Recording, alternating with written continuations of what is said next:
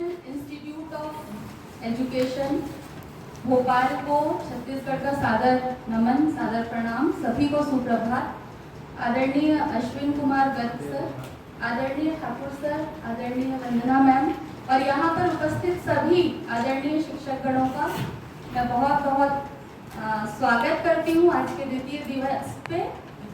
कल का जो पूरा सत्र था मुझे लगता है बेहद ही रोमांचक था, जिसमें हम जान पाए कि भारत में गणित केवल गणना का विषय नहीं था, बल्कि यह जीवन, धर्म, कला, वास्तु और संगीत के प्रत्येक क्षेत्र में गहराई से समाहित रहा है। प्रशिक्षण के द्वितीय दिवस प्रथम दिवस के फीडबैक से शुरू हुआ तथा तत्पश्चात डॉक्टर राजेश कुमार ठाकुर सर द्वारा IKS से पूरे प्रशिक्षण को जोड़ते हुए कई अवधारणाएं यहाँ पर बहुत ही रोमांचक तरीके से प्रस्तुत की गई। विशेषकर भारतीय गणित की अद्भुत परंपरा के बारे में विस्तार पूर्वक उन्होंने बताया। आदरणीय ठाकुर सर ने मंदिरों में छुपे हुए गणित को हमें यहाँ पर बताया। ग्वालियर के जो चतुर्भुज मंदिर है वो विश्व का एक ऐसा पहला स्थल है जहाँ पर पत्थर पर शून्य अंकित है। यह भारतीय गणितज्ञों के स्थानिक मान पद्धति की उत्कृष्ट समझ का प्रमाण है। यह हमने कल के सेशन में जाना।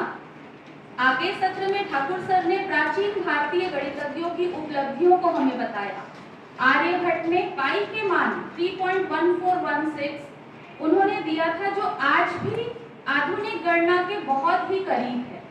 उन्होंने साइन की अवधारणा को ज्या के नाम से प्रस्तुत किया, जो आगे चलकर ट्रिग्नोमेट्री की नींव बनी। उन्होंने बताया कि भारत में अनेक संख्या पद्धतियां विकसित हुई, जैसे कि भूत संख्या प्रणाली, कटपयादी संख्या प्रणाली और वर्णाक्षर संख्या पद्धति। भूत संख्या प्रणाली में हमने जाना कि शब्दों के प्रतीक से संख्याएं व्यक्त की जा सकती थी।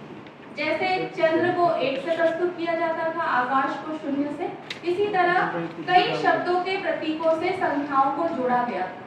इसी प्रकार कटपयादी संख्या प्रणाली में हमने जाना कि अक्षरों को संख्यात्मक मान दिया जाता था, जैसे कि क को 1, ख को 2, ग को 3। इस तरह से इस संख्या पद्धति के बारे में हमने जाना और इसी प्रकार वर्णाक्षर संख्या पद्धति को भी हमने कल के सत्र में जाना। हमने जाना कि कटपयादी संख्या प्रणाली के माध्यम से कविताओं में गणितीय सूत्र छुपाए जाते थे।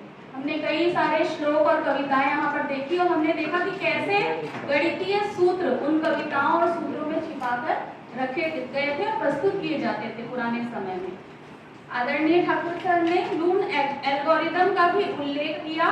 यह वही गणितीय सिद्धांत है जो आज क्रेडिट कार्ड या डिजिटल पेमेंट सिस्टम में त्रुटि जांच के लिए प्रयोग किया जाता है।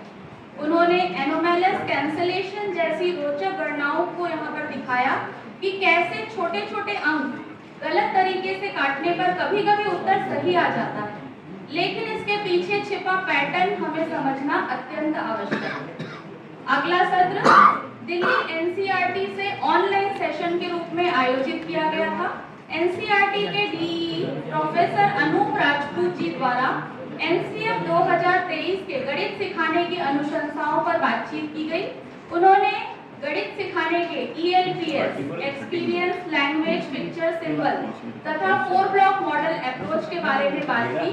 उन्होंने कहा कि हम केवल रिजल्ट के लिए ना पढ़ाएं, हम बच्चों में गणितीय अवधारणाओं की एक बेहतर समझ बच्चों के भीतर ला सके, इस तरह से हम कक्षा में अध्यापन कराएं। इंडियन नॉलेज सिस्टम के माध्यम से बच्चों में इतना विश्वास पैदा कर दें कि उन्हें ये लगे कि हम सारे गणित को हल कर सकते हैं। उन्होंने James and James maths dictionary की बात भी कही तथा इसे हमें अवश्य समझे, ऐसा उन्होंने अपने ऑनलाइन सेशन में बताया। अंत में उन्होंने कहा कि खेल के माध्यम से कैसे हम बच्चों को गणित सिखा सकते हैं।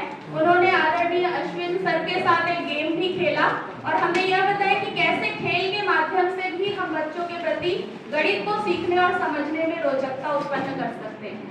मैं अंत में यही कहना चाहूंगी कि कल का जो पूरा सत्र था न केवल गणितीय ज्ञान प्रदान करने वाला था, बल्कि इसने हमें यह सोचने पर विवश कर दिया कि भारतीय गणित केवल अंकों का खेल नहीं, बल्कि यह एक जीवन दर्शन है। जो संतुलन, अनुपात, सममिति और तर्क का संगम है। इस प्रशिक्षण से यह स्पष्ट हुआ कि गणित पढ़ाना अधिक सार्थक होगा जब हम इसे भारतीय संदर्भों, इतिहास और संस्कृति से जोड़कर अनुभवात्मक रूप से प्रस्तुत करेंगे और आने वाले दशकों में भारत में नए गणितज्ञ, नई रचनाएं स्थापित हो सकेंगी। आर्यभट्ट से लेकर रामानुजन तक भारत ने सदा यह सिखाया है कि ज्ञान सीमाओं में नहीं बल्कि चिंतन में बसता है। गणित वह पुल है जो वेदों की बुद्धि को आज के विज्ञान से जोड़ता है। तथा अंत में मैं एक कथन के माध्यम से अपनी वाणी को विराम दूंगी। भारतीय गणित यह कहता है, जब सोच गहरी होती है तो समाधान अपने आप सरल हो पाता है। Thank you so much.